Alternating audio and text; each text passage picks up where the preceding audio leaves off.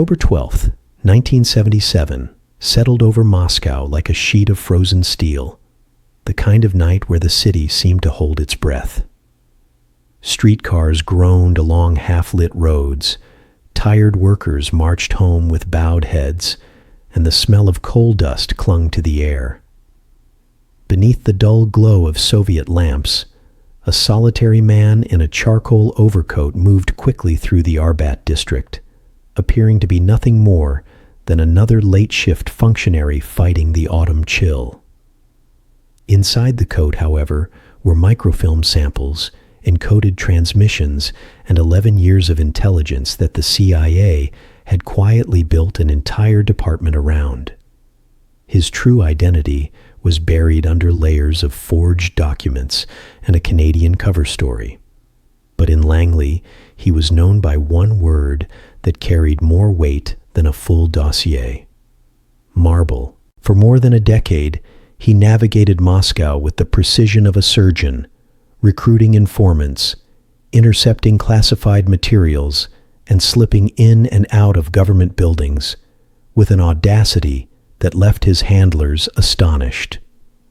Yet, on this night, as he completed what should have been a routine brush pass with a courier disguised as a telephone repairman, something shifted. The courier's hand trembled, his voice cracked, and across the street stood two men who did not smoke, did not speak, and did not bother pretending to be civilians. Their stiff posture and synchronized movements told the entire story.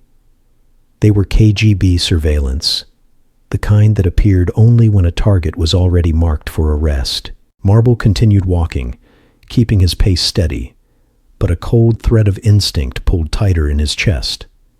He cut down a narrow side alley. The men followed. The silence behind him was the most terrifying sound of all.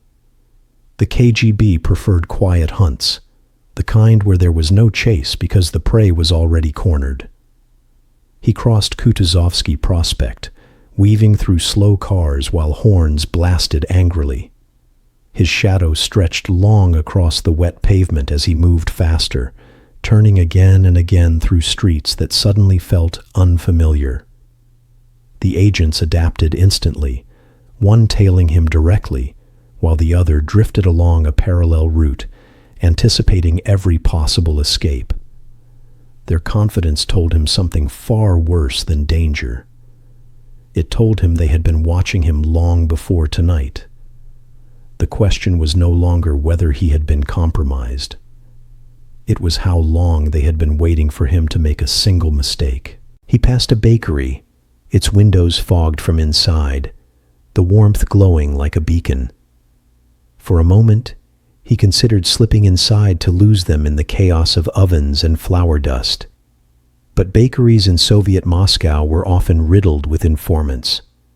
Every doorway felt like a trap. Every window looked like an eye. He pressed forward into a fenced construction area where metal sheets clanged softly in the wind. The ground was littered with bricks, cables, and abandoned tools. The construction lamp above his head flickered weakly as though the cold had drained the life from it. Then, through the clutter of debris, he saw the one thing the KGB would never expect him to choose: a rusted maintenance lid, partially buried under a pile of broken boards. It was an entrance into Moscow's oldest sewer system, a warren of tunnels older than the revolution, and avoided even by the workers who maintained them. The footsteps behind him grew louder. The agents spoke quietly into their coat collars, closing in without urgency, knowing the city trapped their quarry like a steel cage. Marble knelt by the lid and gripped the cold iron edge. It barely moved.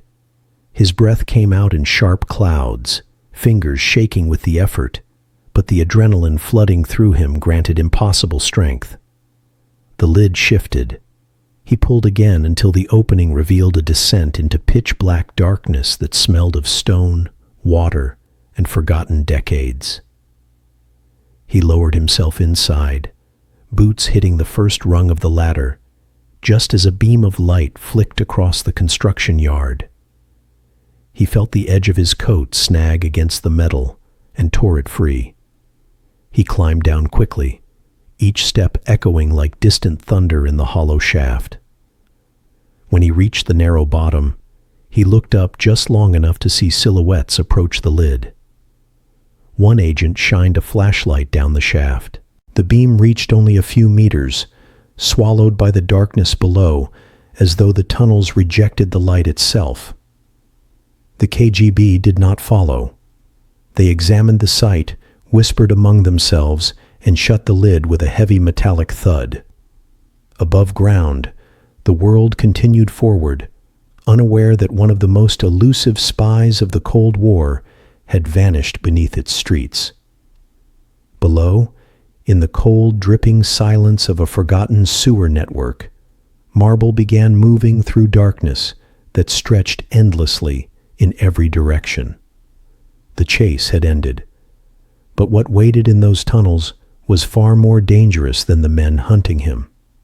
His operation had just entered its final phase, one that no training manual had ever prepared him for. The city above believed it had trapped him. Instead, it had forced him into the one place where only a ghost could survive. The first breath Marble drew inside the forgotten lower tunnels of Moscow felt like inhaling the past itself.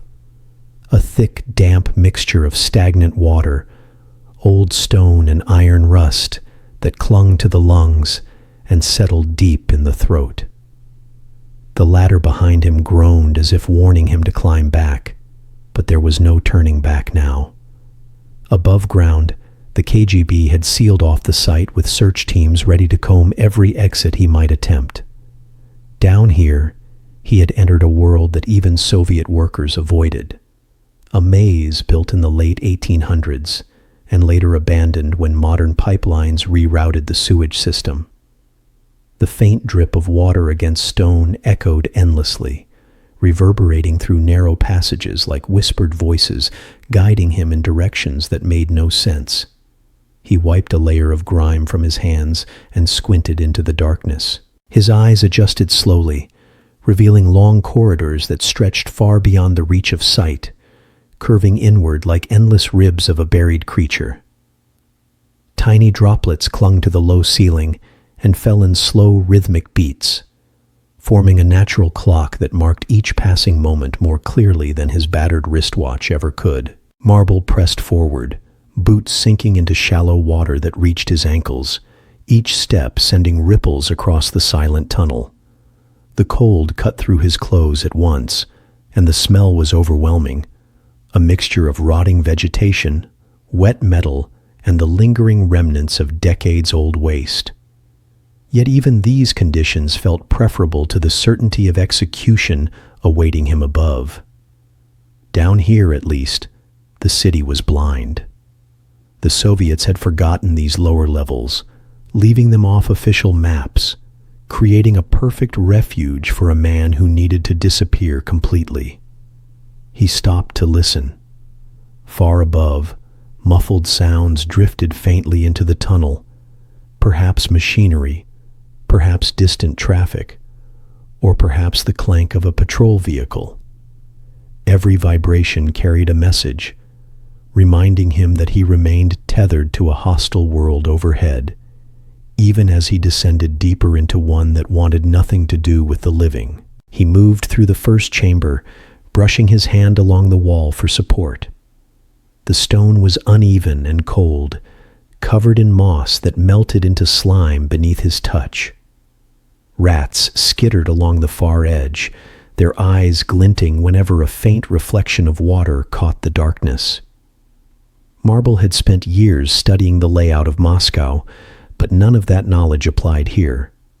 The archival maps he had memorized included only the modern structures, never the vast skeletal remains of the original drainage network built under the Tsar. This was a hidden layer beneath the city, a place never intended for navigation or survival.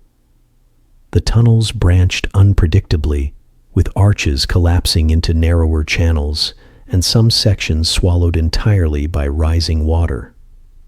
The air grew thicker, almost suffocating near certain pockets, forcing him to hold his breath until he pushed through to cleaner currents. Every time he reached a fork, he listened to the direction of the faintest airflow and chose a path based on instinct, trusting the same instincts that had kept him alive for 11 long years. The temperature continued to drop as he progressed. His fingers stiffened, breath turned visible, and the darkness pressed against him with a weight that felt alive. Hours passed, though he had no way to count them. In these tunnels, time was elastic, stretching and bending around him as exhaustion crept through his body. He could not risk his flashlight yet. Its faint beam could reveal dangers ahead, but also burn through its battery far too quickly. He needed it later, not now. For the moment, he allowed his other senses to guide him, concentrating on every sound, every vibration, every shift of air. The ground became uneven, forcing him to kneel and crawl through an area where the ceiling dipped so low that the moisture dripped directly onto his back. His clothes absorbed everything, becoming heavier, dragging at his muscles. Yet he kept moving. Eventually, he reached a wider chamber where the water deepened into a slow current. He crouched near the wall, listening closely. The faint hum of something mechanical pulsed through the stone, perhaps a maintenance system from the city above, or perhaps an aging pump nearby. He followed the hum, hoping it would lead him toward an area with fresher ventilation. When he reached a narrow, arched corridor, he finally allowed himself to switch on the flashlight. The small white beam cut through the darkness like a tiny sword, revealing markings along the walls that dated back almost a century. Faded numbers, maintenance signatures, and scribbles made by workers long dead confirmed what he had feared. This system was far older and much more sprawling than anything the Soviets acknowledged. It was a place forgotten by time, untouched by routine repairs, and entirely disconnected from modern control. It was both sanctuary and tomb. Marble continued forward, comforting himself with the thought that this isolation also meant safety. No KGB surveillance existed here. No listening devices, no patrols. The tunnels swallowed every trace of him. As long as he continued moving, he remained unfindable, unknowable, untraceable. The only question was whether he could endure the physical and psychological toll of surviving in a place that had no light, no warmth, and no mercy. He paused near a raised stone platform and sat for the first time, pulling his coat tighter around his shoulders. The silence enveloped him completely, deeper than any silence he had ever known. It was a silence that demanded strength, a silence that could easily drive a man to fear his own breathing. And yet, as the cold water shifted gently at his feet, and the darkness closed around him like a cloak, Marble realized something. He had been trained for danger, betrayal, interrogation, escape, and counter-surveillance, but he had never been trained for this. There was no manual for disappearing beneath a hostile superpower. There was no preparation for becoming a ghost inside the bones of a city. But tonight, this was not failure. This was reinvention. He had left the world of men behind, and until he found another way out, the underworld of Moscow would become his home. The deeper Marble descended into the forgotten arteries beneath Moscow, the more the tunnels transformed from simple drainage channels into an entire lost world. A sprawling network that felt like the buried skeleton of a city built long before the modern one above.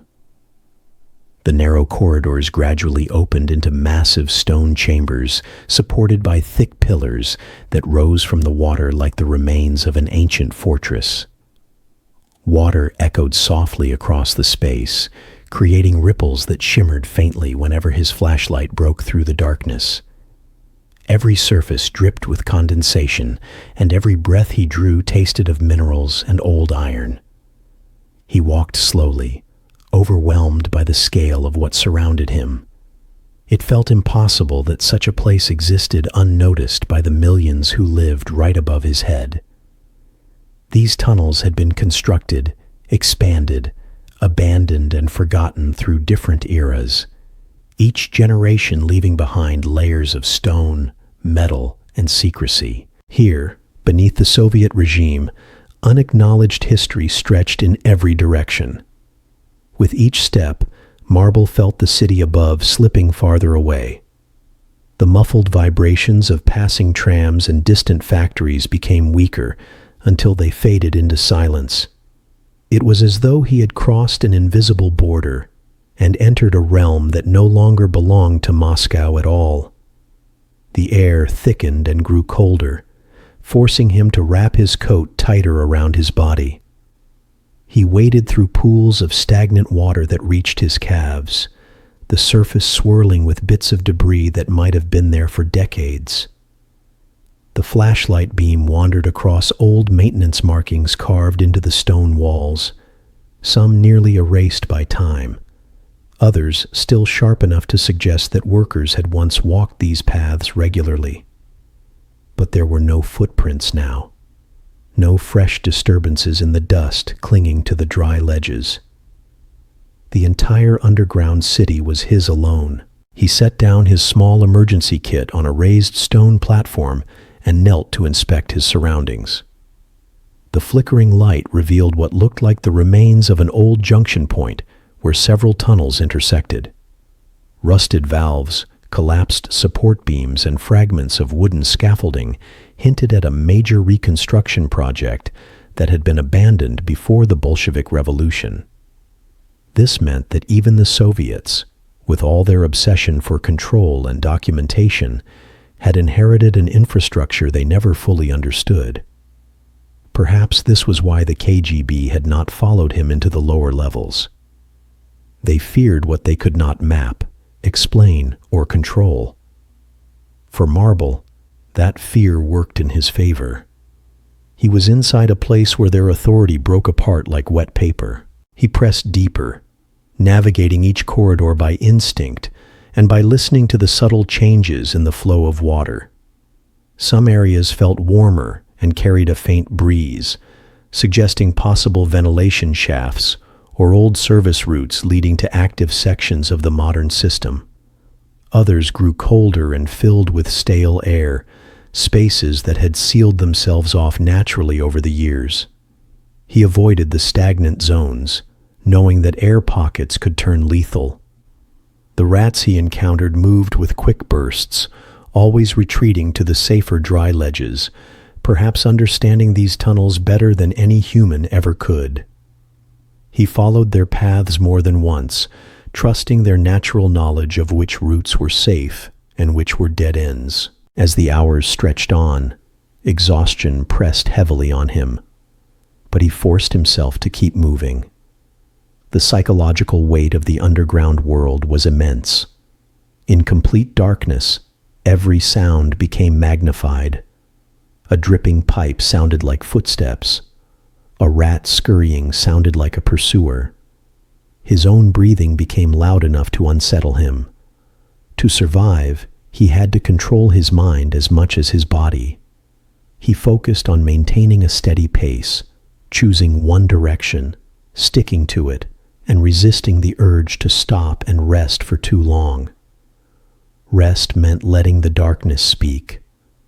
And the darkness, in a place like this, could say things that a mind under pressure might start believing. Eventually, he reached a chamber so massive that it felt like a cathedral beneath the earth. The ceiling rose at least 20 meters, lost in fog and shadows created by the constant dripping of water. Thick stone ribs arched overhead, merging into the darkness like the foundations of a world that had never seen daylight. His flashlight beam barely touched the far walls. The water here was quiet. its surface smooth and almost glass-like. He stood at the edge of the chamber for a long moment, awe mixing with the unsettling sense that he had stepped into something sacred, something ancient, something forgotten by everyone except time. In this moment, he realized that these tunnels were more than just a hiding place. They were a border between two worlds. Above him was the Soviet Union, a world of suspicion, control, and surveillance. Down here was silence, danger, and absolute freedom. He crossed the chamber slowly, placing each step with care until he reached another corridor that sloped downward. The air shifted again, warmer this time, carrying a faint metallic scent. He followed it, knowing that warmth meant circulation, and circulation meant survival. As he moved, the shadows behind him stretched long and then vanished as the light moved forward. The city above returned in faint vibrations that trembled through the stone floor. Trains, machinery, human activity. He was still connected to that world, but it felt like a distant echo. For the first time since he had dropped into the sewers, Marble felt a calm certainty settle over him. He had found the deeper layers of the underground labyrinth, the perfect sanctuary where no one would ever search. Here, in this silent maze, he could regroup, plan, and wait. The world above believed he had vanished. They were not wrong.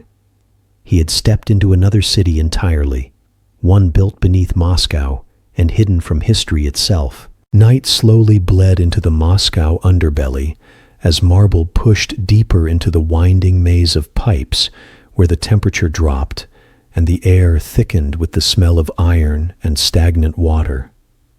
He had memorized the layout, but the constant echo of dripping and the shifting rumble of distant machinery kept twisting his internal compass until every turn felt like a gamble.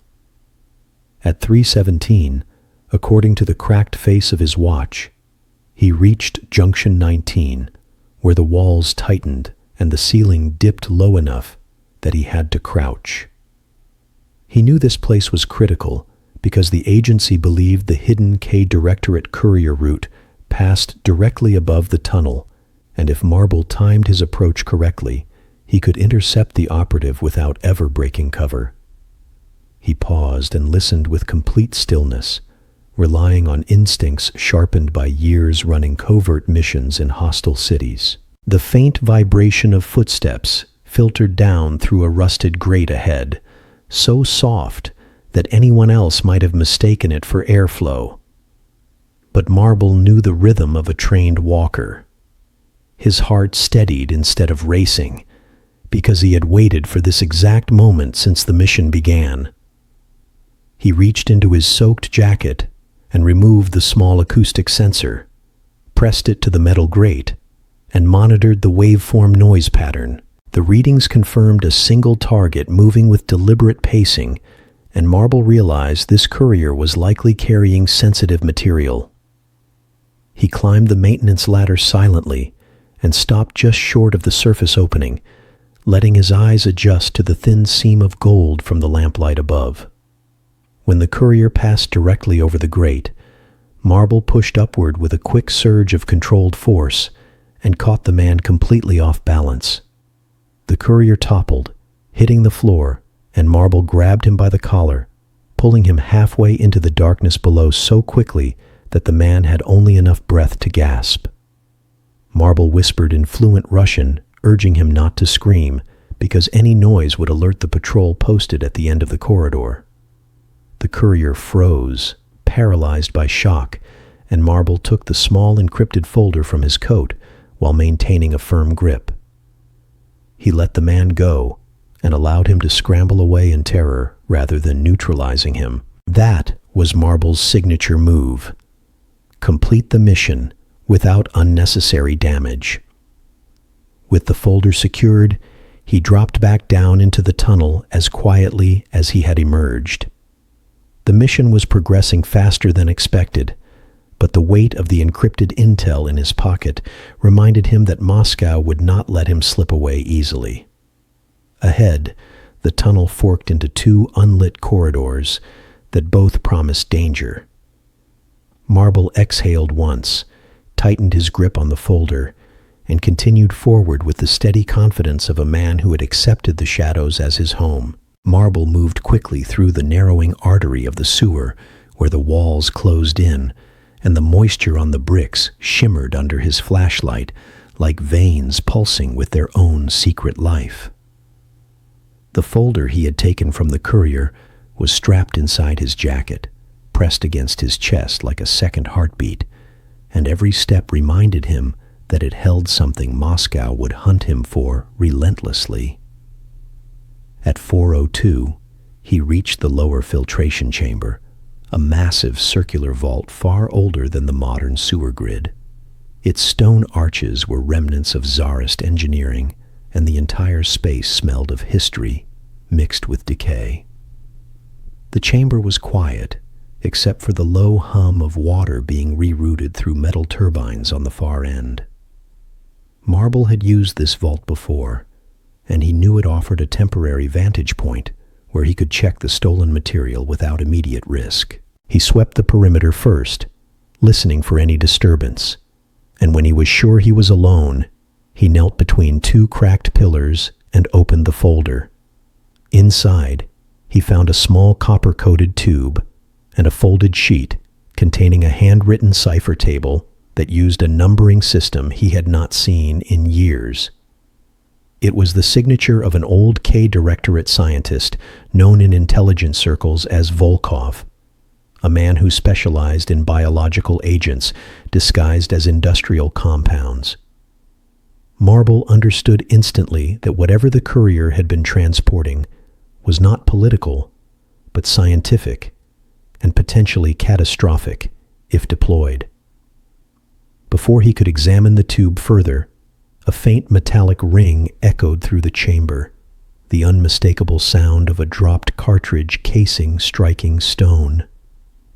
Marble slipped the tube into his pocket and rolled behind one of the pillars as a voice called out from the darkness above the stairwell. The Russian words demanded he reveal himself, and the tone carried authority, but also caution, as if the speaker feared the shadows as much as Marble did.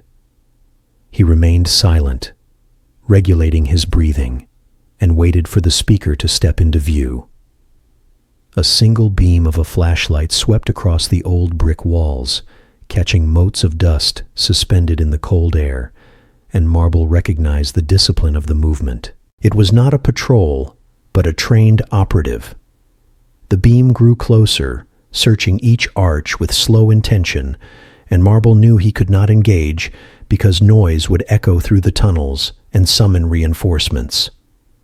Instead, he crawled quietly around the backside of the filtration pool, moving with the deliberate slowness of someone who understood that survival depended on silence. The operative's footsteps approached the center of the vault, and Marble reached the maintenance duct at the far end just as the flashlight beam passed over the pillar he had hidden behind. He lifted the grate, slipped inside, and let it fall behind him with only the softest thud. The duct tilted downward, and Marble slid several meters before catching himself on a rusted rung. Above him, the operative shouted in frustration, realizing his target had vanished into the labyrinth below. Marble climbed deeper, the space growing narrower until he was crawling on elbows and knees through a square tunnel slick with condensed water. He forced himself forward, using his training to remain calm in the crushing confinement. When the tunnel finally widened, he dropped into a lower corridor where the air felt colder and cleaner. He checked the time again, 4:19. He was still ahead of schedule, but the pursuit had begun, and the stolen tube in his pocket felt heavier with every second. Marble stood, adjusted his jacket, and resumed his march through the underground city that had become both his prison and his battlefield.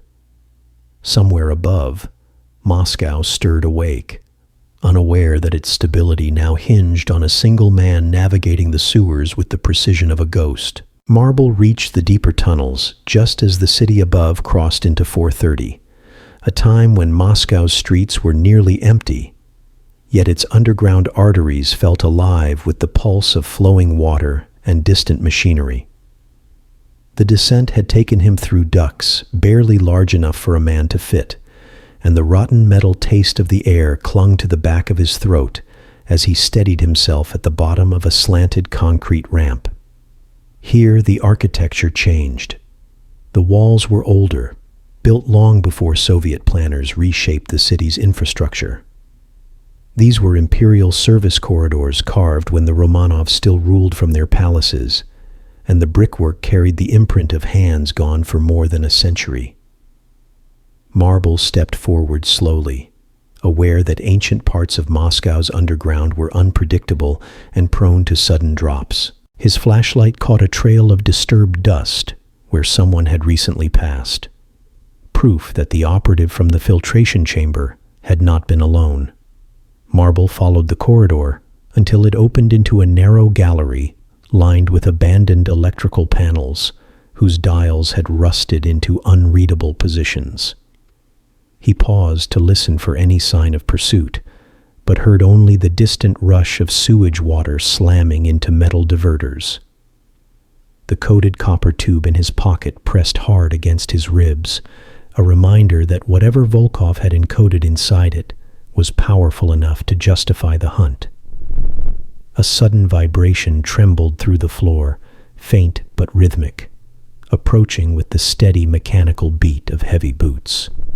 Marble extinguished his light immediately and slipped behind a collapsed section of wall, hiding among bricks and shattered insulation while letting his eyes adjust to the thin ambient glow. Moments later, 2 K Directorate operatives entered the gallery, their flashlights cutting long blades of light through the stale darkness. They exchanged quiet sentences about the American ghost they were chasing, and how Command believed he was carrying an object more important than any document. Their voices revealed tension, suggesting they knew very little about the tube's true nature, which gave Marble a sliver of advantage. He remained completely still while they searched the corridor, and when they finally turned back the way they came, he counted their steps until the rhythm faded. Marble emerged from his hiding place and continued deeper, guided by the faint echo of dripping water that hinted at another chamber ahead. He reached a narrow staircase descending into an older section of the sewer, and he took each step with careful precision, mindful of the slick mold that coated the stone. At the bottom, he found a small room filled with rusted valves and broken gauges, an old pressure control station abandoned when Soviet engineers modernized the network. Marble used his flashlight briefly to examine a map painted on the wall. Its lines faded, but still legible enough to reveal a long bypass tunnel that would take him toward the southern district. He memorized the route, shut off the light, and moved into the blackness where even the faint glow of the city above could no longer penetrate. As he walked, the air grew colder and the tunnel widened into a cavern, carved partly by erosion and partly by forgotten human labor. Water dripped constantly from the ceiling, forming small pools that reflected his silhouette in fragmented ripples. Marble took this as a sign he was getting close to a junction that fed multiple sectors of the underground grid. If he could reach it, he could slip away toward one of his established dead drops to send a message to Langley. But he also understood that by now, K Directorate had mobilized more than a simple patrol. They would be sealing exits and flooding the grids with operatives who knew the tunnel network better than any foreign intelligence service. Marble pressed forward with the calm focus that had kept him alive through years of covert operations. The tunnel bent sharply to the left, and he followed it into another long corridor where the sound of churning water grew louder. He checked the time. 4:47. Dawn was still far away, but he could feel the city waking above him. And as Marble continued into the deeper darkness, he realized that the next chamber he reached would determine whether he escaped Moscow or disappeared beneath it forever. Marble stepped into the junction at 4:58, the moment the underground world shifted from a confined tunnel into a sprawling cathedral of concrete where the city's oldest canals converged in a thunderous circular chamber. Water poured from 3 elevated spillways in tall silver curtains that crashed into a swirling reservoir below, sending mist into the air that clung to his skin like cold breath. The ceiling arched high above him, supported by pillars thick enough to hold the weight of entire city blocks. Marble paused to study the layout, because this place, more than any other, demanded caution. The sound of water-masked footsteps, but amplified echoes, turning every movement into deception. He moved along the narrow walkway, hugging the outer rim of the chamber, and the mist softened his outline, making him blend with the shadows. Ahead, he saw an iron maintenance platform suspended over the water, accessible by a single ladder bolted to the wall. It was one of the few vantage points where he could sit above the noise and analyze the coded tube without fear of immediate ambush. Marble climbed the ladder slowly, testing each rung before committing his weight. And when he reached the platform, he crouched low and scanned the chamber below. For a moment, he thought he was alone, but then he noticed a faint flicker of light in the tunnel he had entered from. It pulsed once, then again, the unmistakable signature of a suppressed flashlight being used in tactical rhythm. K-Directorate had arrived at the junction. Marble pulled the copper tube from his jacket and studied it in the pale glow of his flashlight. The surface was engraved with microscopic marks that formed a sequence of numbers aligned with the cipher table he had examined earlier. He rotated the tube, aligning one set of markings with another, and suddenly he felt the mechanism shift inside. A small panel slid open, revealing a tightly rolled strip of transparent film. Marble held it up to the light and saw faint chemical diagrams and handwritten calculations linked to a compound he recognized from classified CIA briefings. It was a formula for a synthetic dispersal agent engineered to bypass conventional detection, a tool that could tip the balance of covert power if placed in the wrong hands. Before he could study further, voices echoed across the chamber, distorted by the roar of the water. 3 operatives stepped into the junction, their lights sweeping the walls with predatory patience. Marble slid the tube back into his pocket and flattened himself onto the platform, using the shadows to mask his shape. The operatives discussed the bypass tunnel he had used and concluded that he must be somewhere near the converging spillways. One of them approached the very ladder Marble had climbed, and he felt the metal begin to vibrate as the man tested the first rung. Instinct guided Marble more than thought. He scanned the opposite side of the chamber and spotted a maintenance cable stretched across the reservoir to a service hatch near the base of the 3rd spillway. It was ancient but still intact. He holstered his flashlight, lowered himself quietly from the platform, and dropped into the water. The shock of the cold almost stole his breath, but he resurfaced silently and began swimming toward the cable before the operatives noticed the disturbance. The roar of the spillways masked the sound of his strokes, and he reached the cable, gripping it with frozen hands. He pulled himself along its length, keeping his body submerged except for his nose and eyes. Behind him, the ladder rattled as one of the operatives climbed toward the platform he had abandoned. Marble did not look back. He moved steadily toward the service hatch until his fingers reached the rusted edge of the grate.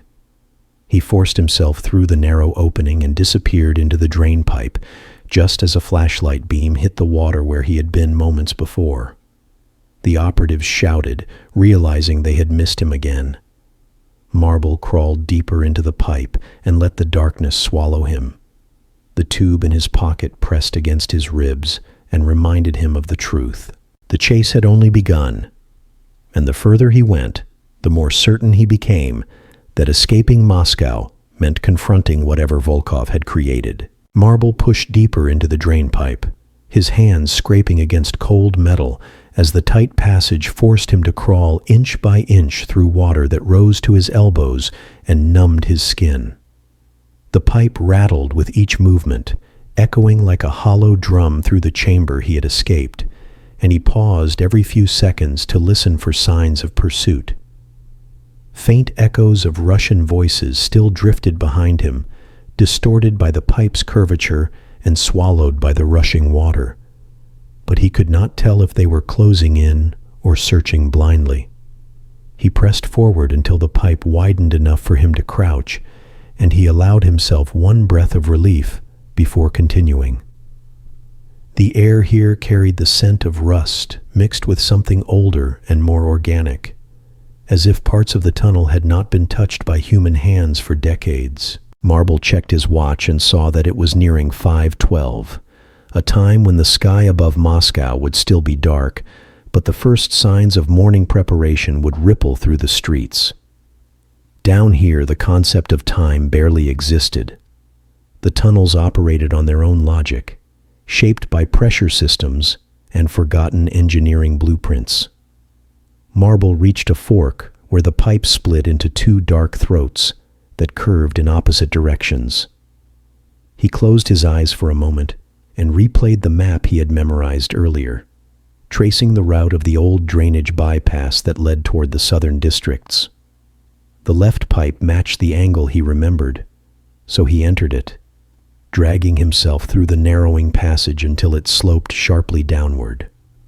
The water accelerated, forcing him to brace with his elbows to keep from sliding uncontrollably. After several meters, the pipe ended abruptly in a vertical shaft, and Marble had only a second to react before his grip slipped and he dropped through the shaft into a lower basin filled with waist-deep water.